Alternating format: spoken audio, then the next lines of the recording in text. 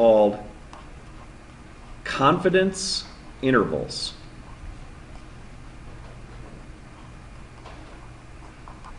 Okay? And one of the reasons that it takes a while to get through the sections is because the formulas get more complicated now, okay? As we get into real statistics. You know, for the quiz, you guys just had, what, 2 formulas that were basically the same? Okay? Next week's quiz, I will make sure I have a formula page sitting there on the screen for you, okay?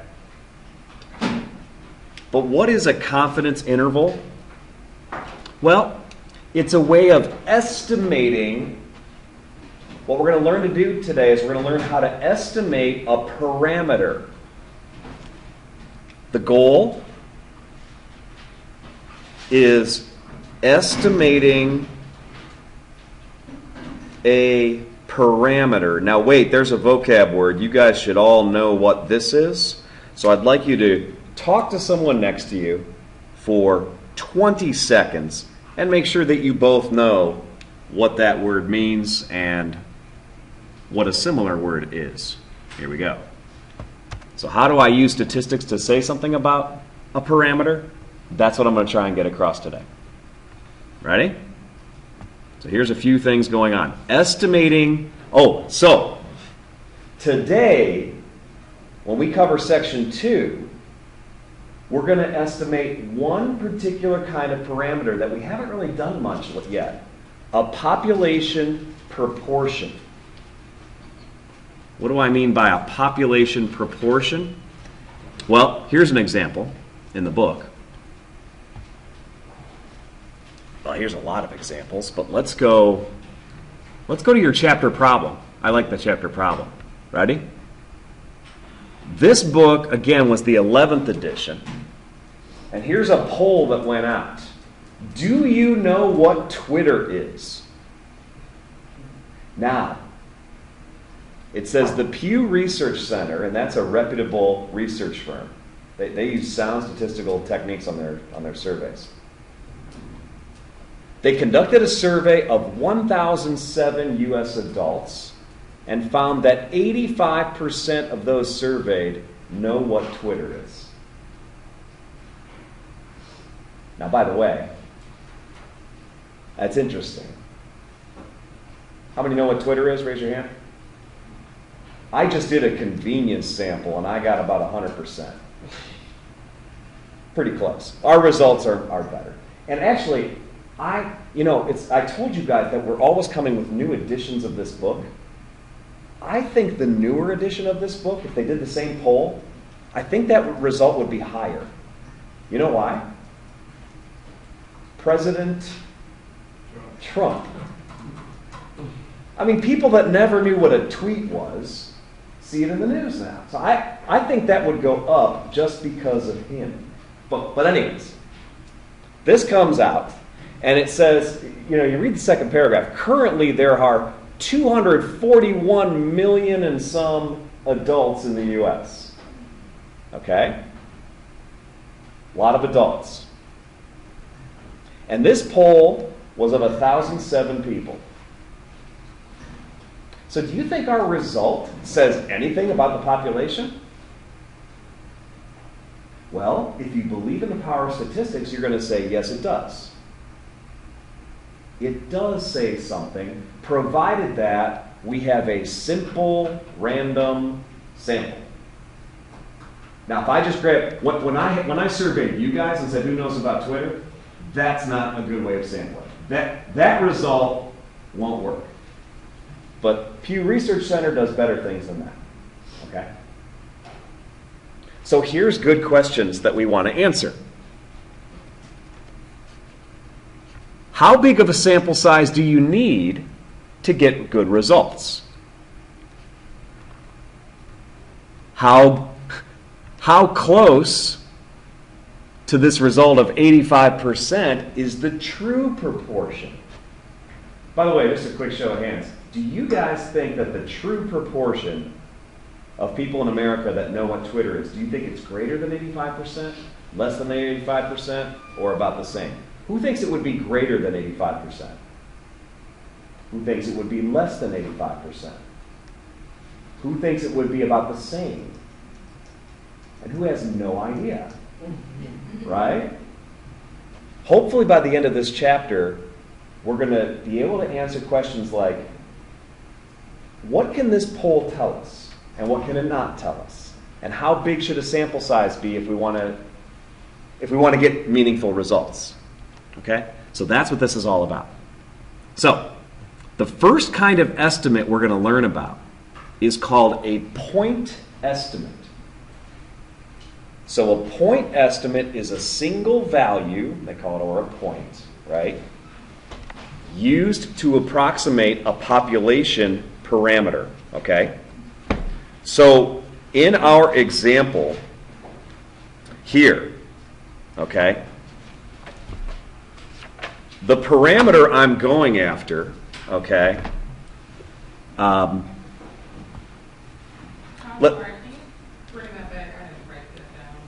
yeah, you know, you won't need to write the whole thing down. I'm going to be flashing lots of words at you that are more than you're going to need. But what I write down here, I would. Our goal is estimating a parameter, and in our example, the parameter is P. And this is the proportion of the population. The proportion of the population, and I better zoom out a little bit so we can see the whole thing. P is the proportion of the population that knows what Twitter is.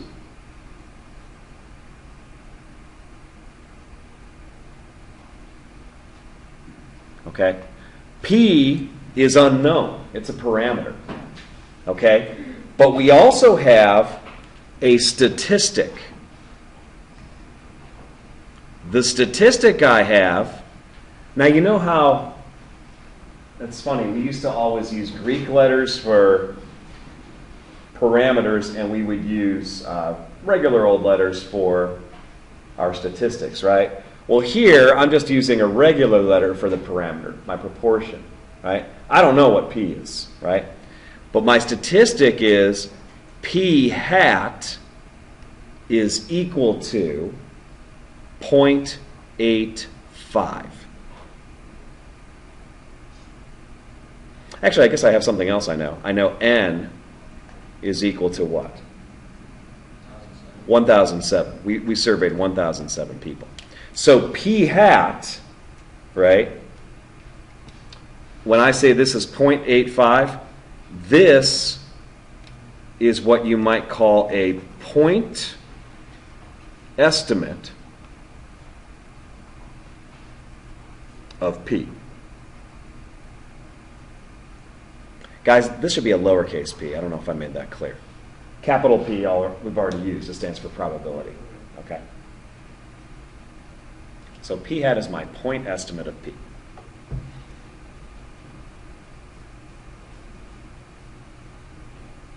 Moving on.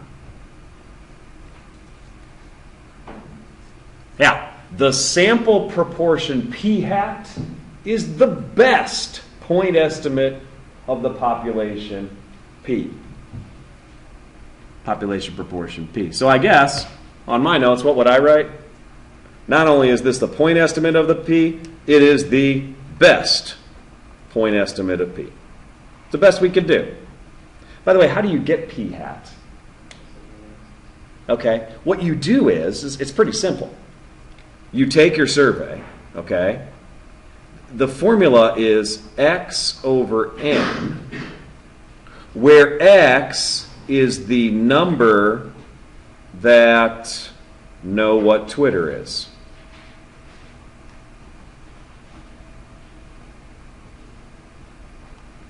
So maybe I should do this somewhere else. Here, let's compute it, right? Well, it's funny because I already gave you the 0.85. But like, if you surveyed, okay, so let me work out what X was. I actually don't know, but I can work it out real fast. Because I know that P hat is X over N.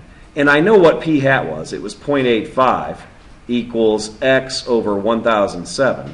So I'll tell you what X was. X was Well, 1007 times 0.85. Let me work that out.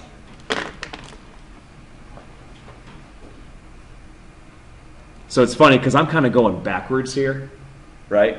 To tell you what X is, because I don't know. But how did they do the survey? They surveyed 1,007 people, and they got, around 852 or something were, they knew what Twitter was, and the rest didn't. And so then they took that 852, they divided by 1,007, and they said, hey, that's it. But let's see how many they got. Maybe it's, well, let me work it out. If I do 1,007 times that 0.85, that'll tell me how many we started with. Yeah, so maybe X is 856, right? Maybe 856 people knew what Twitter was. Well, then I have this point estimate, 0.85. That's where it comes from. You guys follow? X might be 856 according to that calculation. Now, what are we going to do besides a point estimate? We're going to create a confidence interval. It's going to be a range of values used to estimate the true population parameter. We're going to estimate P, and we're going to say it's in some range of values. Yeah, sometimes we use CI. And actually, I think, let's skip that for now. Let's go to page 326. I think I have a nice little explanation here of what's going on. Now, let's go down to here. There it is. You guys see that inequality in black? That's an example of what a confidence interval might look like, that black statement. I'm going to write it down. So it says the 95%, and by the way, they said we can use CI to estimate, so here we go. The 95% confidence interval estimate of P is given by, it's given by what? Well, they say 0.828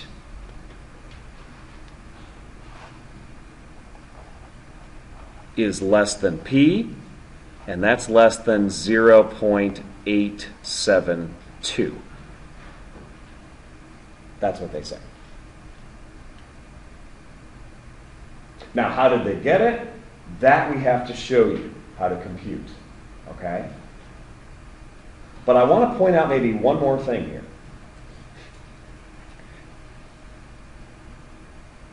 These numbers are on either side of what?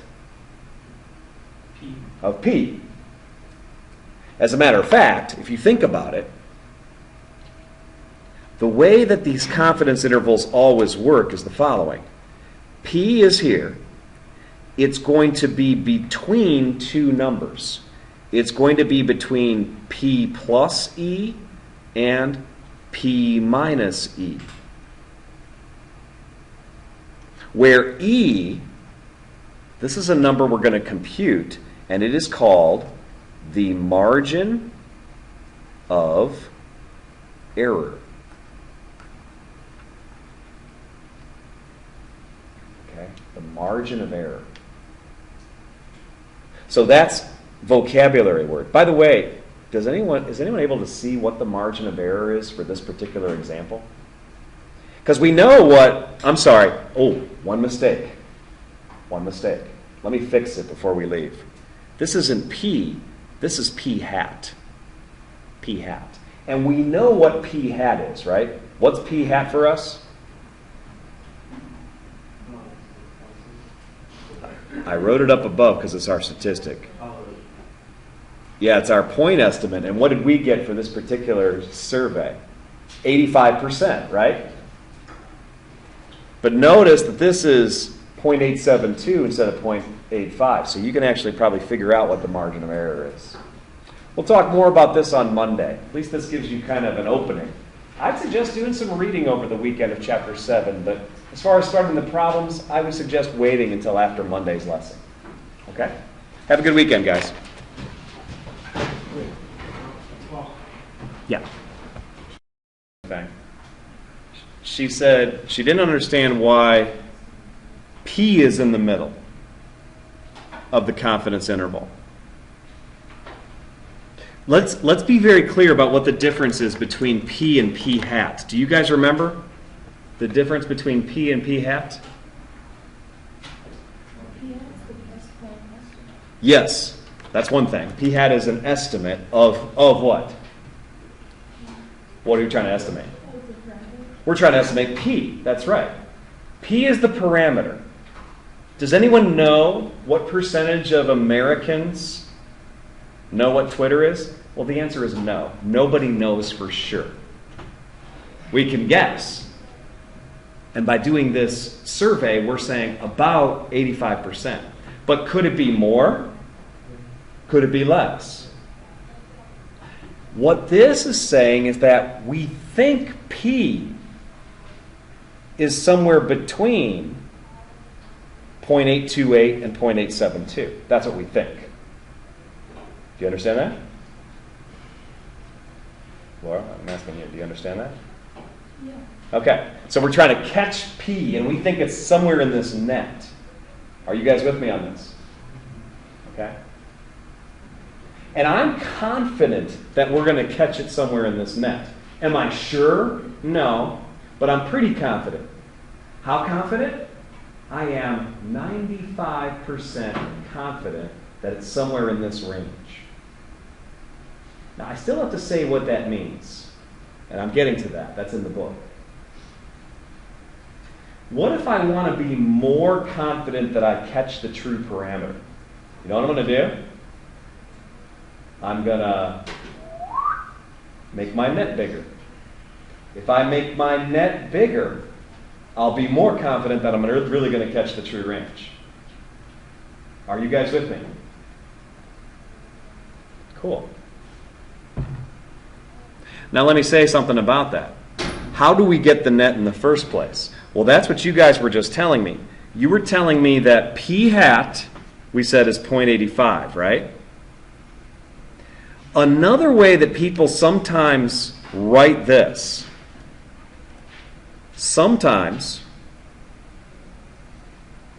we write P hat plus or minus E.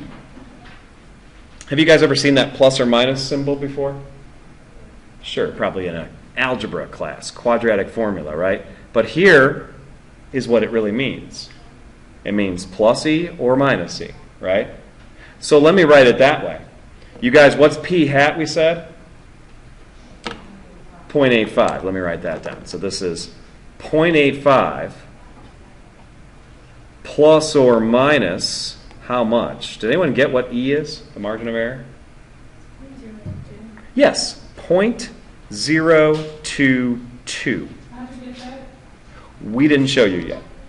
That's a great question. That's the big question. How do we get E? And the answer is, I did not show you yet. Okay? I will show you. That's today's lesson. That's one of the reasons I said, don't work on the homework yet. Just read. Okay? But once I show you that, then we have it. And by the way, there's one more way people write it sometimes.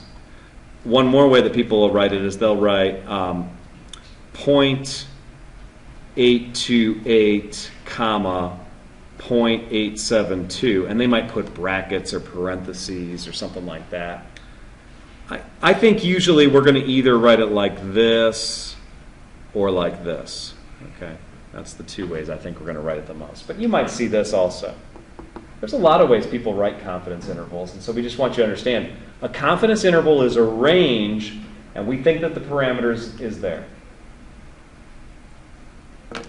Now, when I say I'm 95% confident that we found we have the parameter in that interval, what do I really mean? Well, the book does a good job of trying to show you some things that we don't mean. I like it. So, the correct answer is really quite long. I'll try and explain it more succinctly in a moment. But here's what it doesn't mean. There's a 95% chance that the true value of P will fall between 0.828 and 0.872. That's not quite right. What do we mean there's a 95% chance? I mean, either it does or it doesn't, because there's some parameter out there. So that's not quite what I mean. Here's another incorrect. 95% of sample proportions. Huh? No. Sample proportion is p hat. I know p hat falls between those two, because what's p hat? 0.85. It's right in between. It's right in the middle. I don't know what p is. Well, what it basically means is this, guys. We did a survey, right? Of how many people? Do you remember? 1,007. N was 1,007. That takes time and money. Could we do a survey like that again? With 1,007 people? We could. Right? Basically what happens when you do the survey is you get a p hat value. Right? How many of you think if we did 1,007 people again, we would get the exact same p hat value? I don't think we would either, especially because I said the word exact. Do you think I'd get something close? Maybe, right? Probably would. But if you got something a little different, wouldn't you get a different confidence interval? Right? Like, guys, suppose instead of getting 85, suppose I got p hat as 80. Do you know what the upper limit would be then? It would be, because this is E, we would get 0.822. Do you see what I'm saying? Instead of 0.872. It all depends on p hat. P hat tells you where the center of your confidence interval is. So that would mean I did the survey twice. Could I do the survey a third time? Could I do the survey a fourth time? I could do it lots and lots and lots of times. And what we mean by 95% confident is that if we did it many, many, many times, 95% of the time, the true population parameter would be in the confidence interval. In 95% of those confidence intervals, we would have the true population parameter. Well, yeah, it's interesting you talk about limits. That's calculus, but it's related to the law of large numbers. If we did this many, many times, 95% of the time we would get what we want. So I don't know if P's in there, but there's a pretty good chance. And can we live with 5% significance level? Can we live with 5% chance of being wrong in a sense? Well, maybe. Maybe that's okay. Usually we say that's okay. But there's times you want to be more confident. And so maybe you want the confidence level to be up to like 99% or 98% or something like that. And we'll talk about those situations also. But we have to do more examples today. That's a must. So here I go. A critical value. This is something I need to define for you. A critical value. The number Z alpha over 2. Guys, this is too much to write down. If you wrote down the word critical value, that's enough. Because I can say what it is better by pointing at the board. We found critical values. what I should have done is I should have labeled them for you.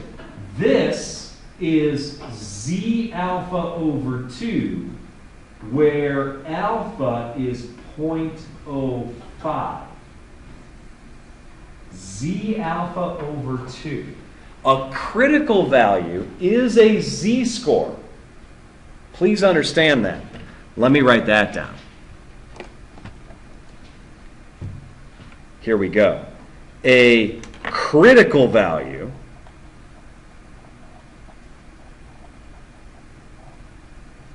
is a z-score. How do you find z-scores? What command have we been using on the calculator, for instance? Inverse norm, right? It's a z-score such that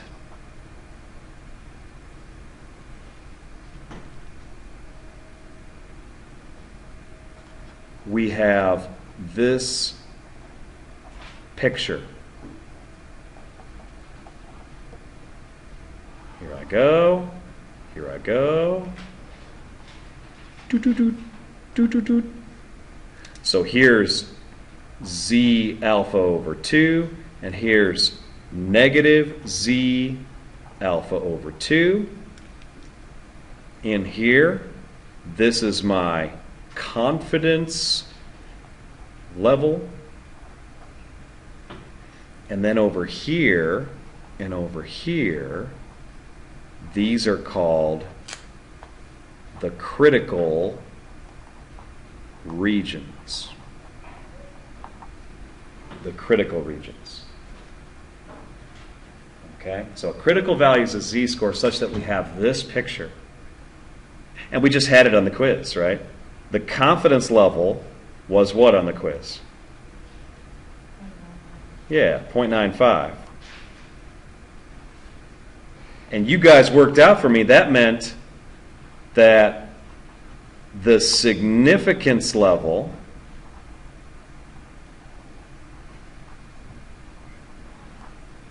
alpha was 0.05, right?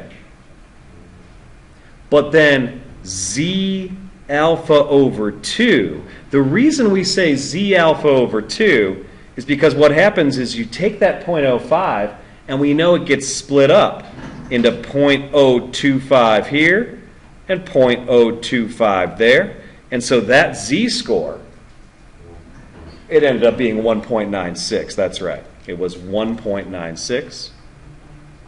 And I guess you had negative 1.96 also.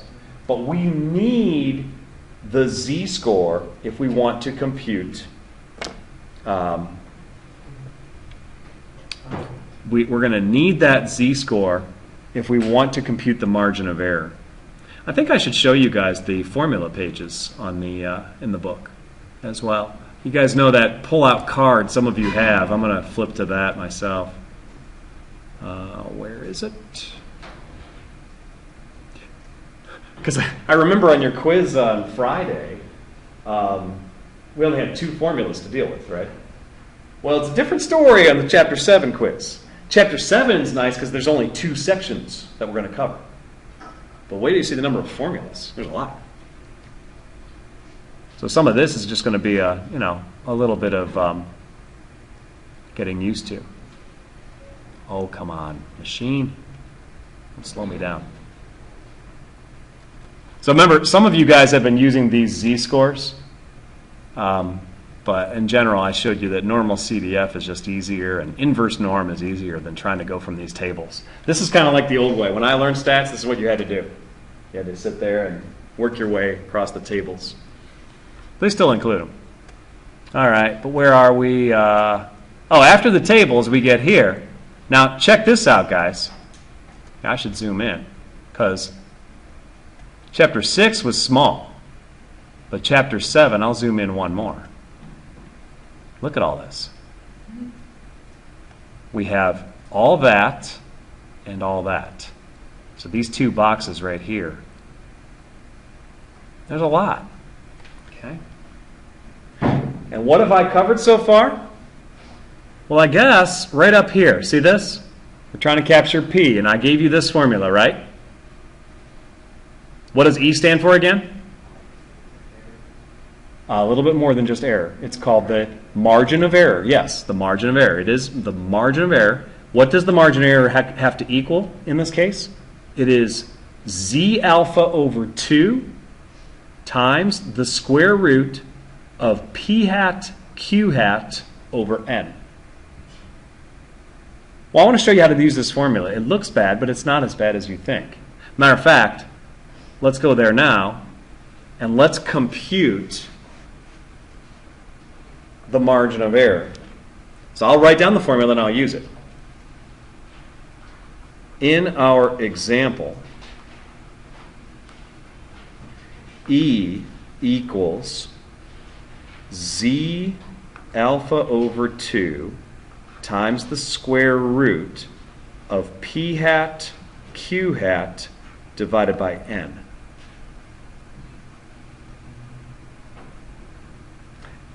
I don't know what your algebra teachers did, but when I teach algebra, I tell my students it's usually a good idea to work vertically. So right below it where it says Z alpha over 2, what am I going to write? Well, we worked it out, right? 95% confidence level. So it's 1.96.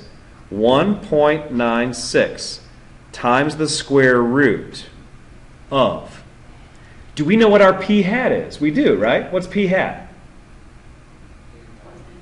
0.85. I remember that. We said the poll said 85%. Now, here's one I don't know if you know what it is. Q hat. I'll write it down and you'll probably say, oh, I get it. Yeah, so I'm going to write 0.15. You're right. 1 minus 0.85. Does that make sense?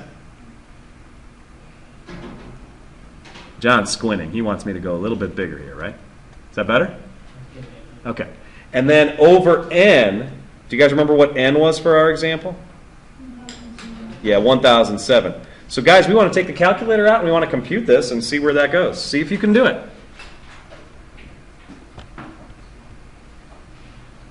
I will be here tomorrow. Don't get me wrong now. Okay, so let's see. 1.96 times, well, that didn't even work. Come on, man. Is it to turn it on first? No. 1.96 times, and now I need to get square root, so I'm going to hit this second key up here, and then the x squared is right here, right? I know, there. Which one is it? Ah, oh, let's do that.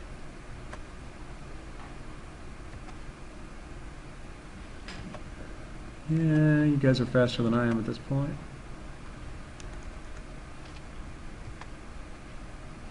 Okay, there's the square root. And so now I want to type P hat Q hat over N, so I type in 0.85 times 0.15 divided by 1007. Okay? Sure enough, what I get? 0.022, the margin of error. Right? So if you follow that, then now you understand where we got this. 0.022. Sierra, that was your question earlier. Where'd the E come from? It comes from this formula. Now, hey, let's look at that formula page a little bit more. I want you to understand it's not as bad as it looks, okay? Here, let me go to that page again. The top formula is all about proportions. That's what we're studying tonight.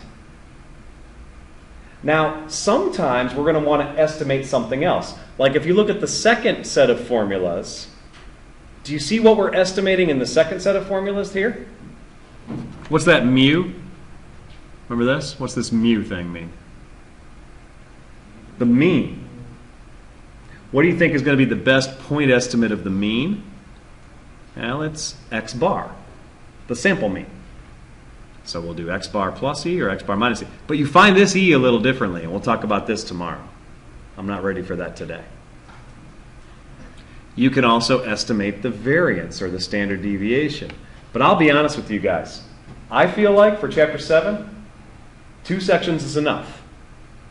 We'll estimate proportions, we'll estimate means, and then we'll let it go from there. Okay? There are other formulas. for lots of things. The other thing we're going to talk about is talking about sample size determination, and I will do that today, and I'll get to that. But let's just see if you understand these slides as we flash through. Does this picture make sense to you guys? I think so. That's pretty much what we just did, right? We found 1.96 just like they did. So Z alpha over 2 is plus or minus 1.96. The margin of error is called E. There's our beautiful formula. 2 more formulas. This is a note to myself. This is, Paul, why don't you try problem 20 with them? That'd be a good idea. All right, let's do that. So if you go to your textbook, we're going to try problem 20, which is on page, I don't remember. 338, thank you. Let's jump there now.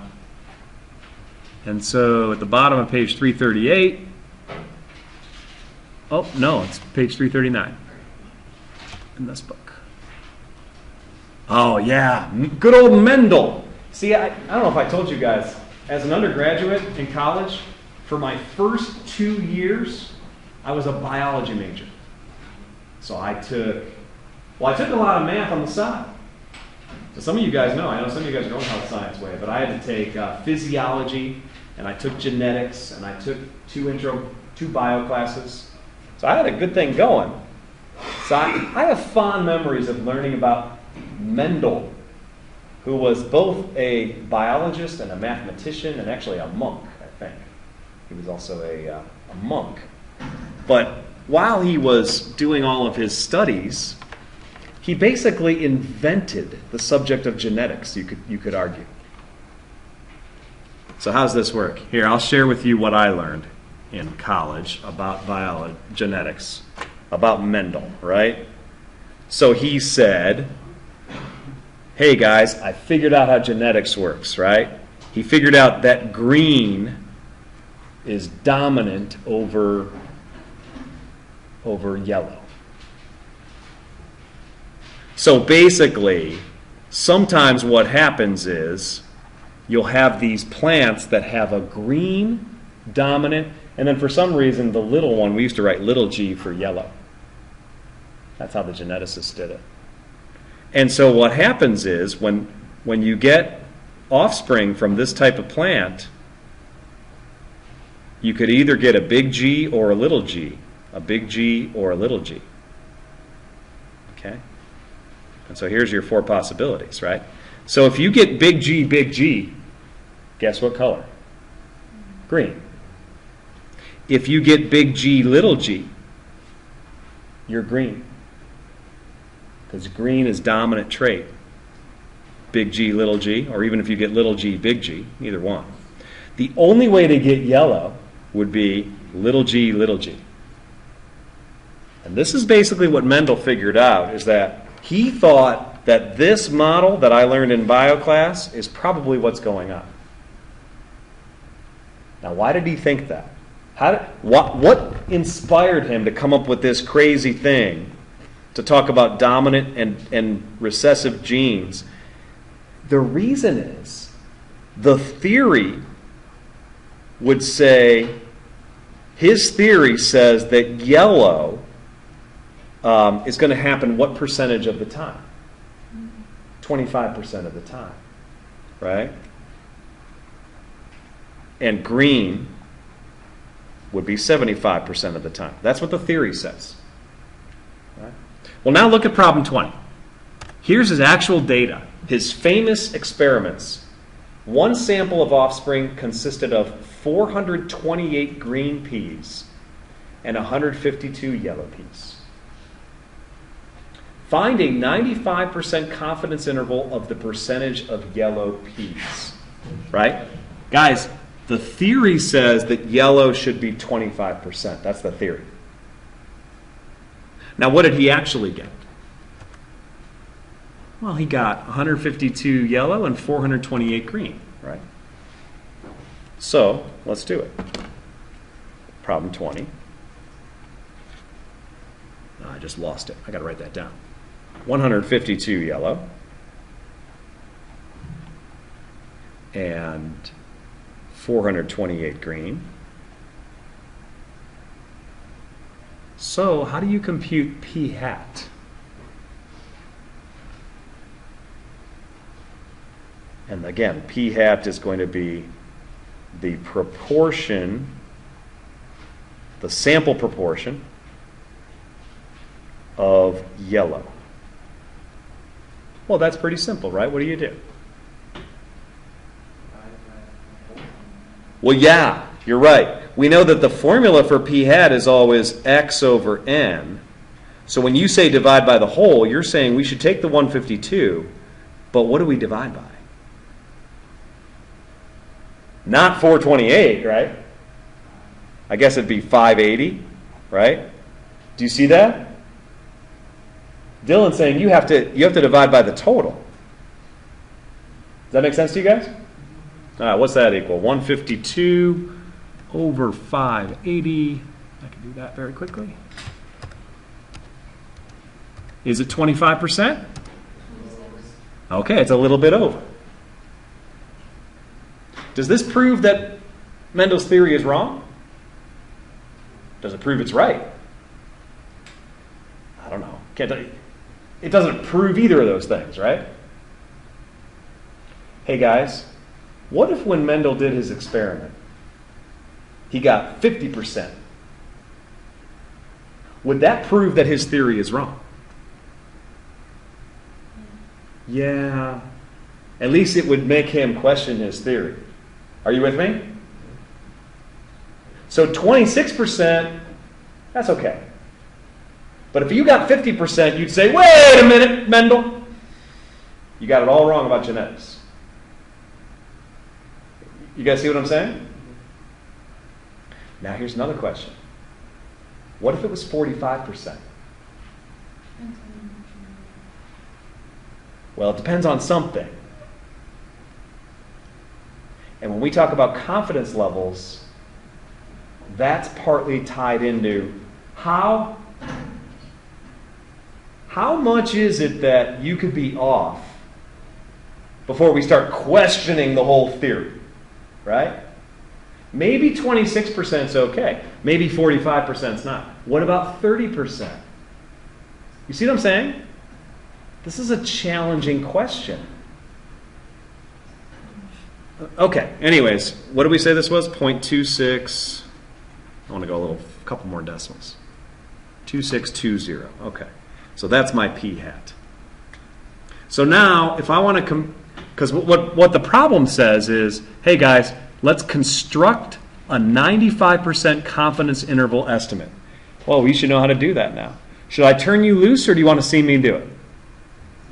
Okay, as I thought you'd say. Here we go. So, how do I do it? I have p hat. I go to my formula page, right? That's the next thing I do. Because I can see you guys, right? You're going to be doing the homework, and you're going to say, well, let me look at the formula. And the formula I'm using is up here at the top tonight, right? Here is what the confidence interval should look like. It's going to be p hat minus e less than p hat plus e. I have p hat, so you know what I have to compute? E. So E is going to be Z alpha over 2. Here we go. E is equal to, let me write down the formula first. Z alpha over 2 times the square root of P hat Q hat over N. And so you're right. Once again, Z alpha over 2 for this problem is 1.96. Why? Why is it 1.96? Is it always 1.96? No. Why is it 1.96? Because, well, they said 95% confidence, right? And since they said 95% confidence, that means that alpha, the significance level, is equal to 0.05. And so these facts are what, I've done that already. I worked out 1.96 for you guys. I don't want to do it again now. But I tell you what I'm going to do after this. After this, I'm going to do a 99% confidence interval next. Okay? So let's see. P hat, we're going to write down that 0.2620. Q hat Nice. 0.73. I'm going to go with 80 because I need these two to add up to 1. Over n. What was our n?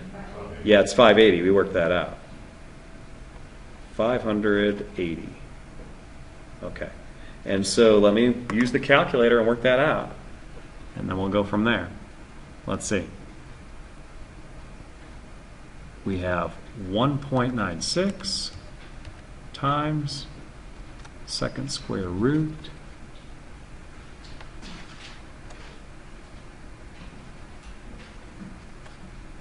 and now I need p hat q hat over n, so it's 0.2262 times 0.738 and then divided by 580. So the margin of error is 0.0358, right? Or 0.036, maybe I'll just round to. So I'll go with 0.0358. All right. So we're ready for the confidence interval, right? And so how do I do it? Well, yeah, I take these numbers and I put them together, right? It's always 0.2620 plus or minus this thing. Let me write it on the next page, guys. So 95% confidence interval.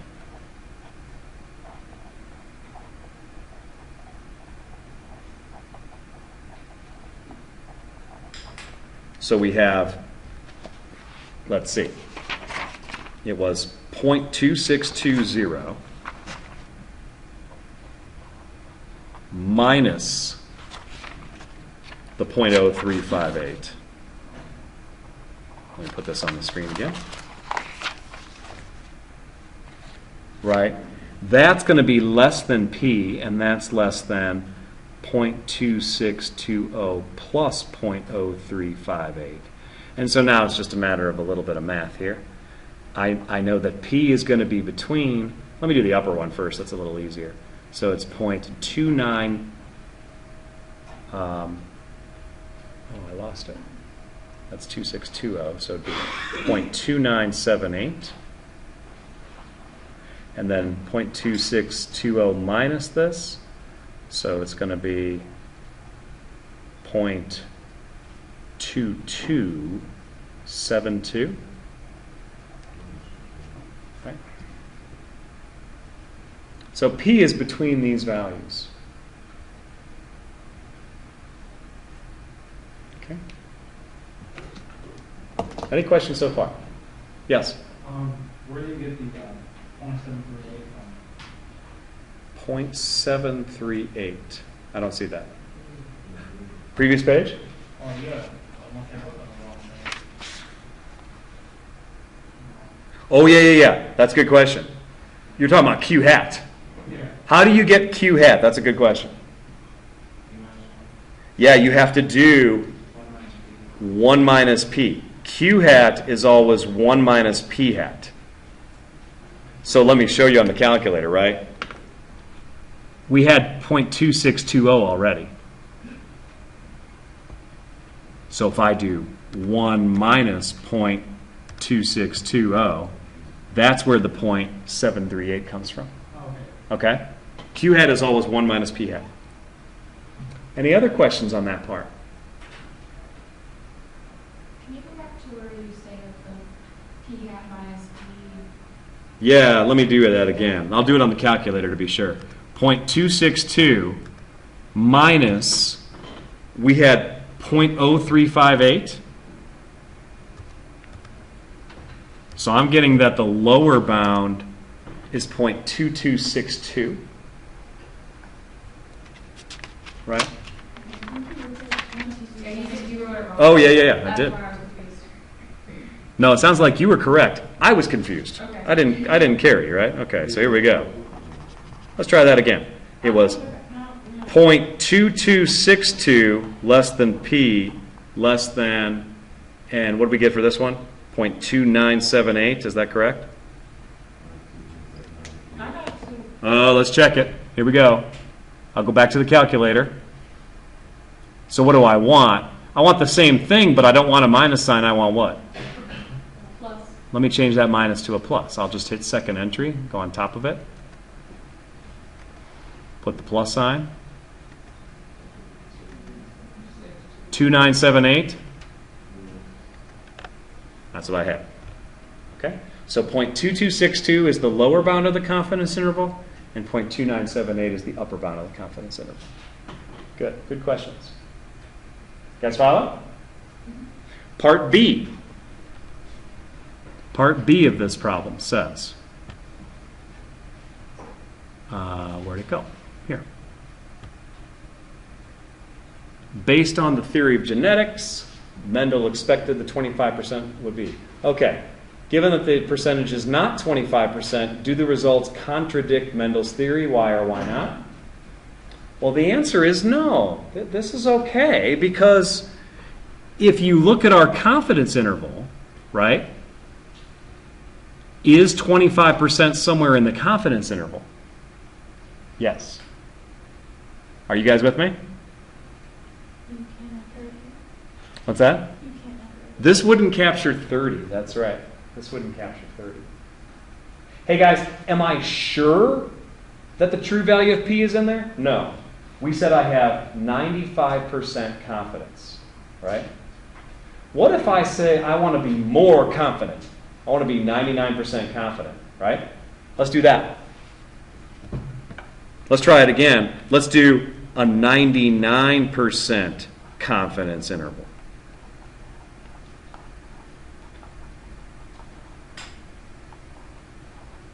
Now, let's think about how this works. Again, the formula is P hat minus E is less than P is less than P hat plus E. Hey guys, is P hat different or is P hat still the same? Still the same. It's based on the data. You know what's going to change? What's going to change is E. How do we get E again? Where E is equal to Z alpha over 2 times the square root of P hat Q hat divided by N. Right? I want you to understand something here. There's only one thing that's going to change, and that's Z alpha over 2. That's the only thing that's going to change. So when you do your margin of error, I'm going to hit second distribution inverse norm of what? Well, this is where the picture helps again, right? 99% confidence looks like this. If it's 99% confidence, what's the significance level? 1%.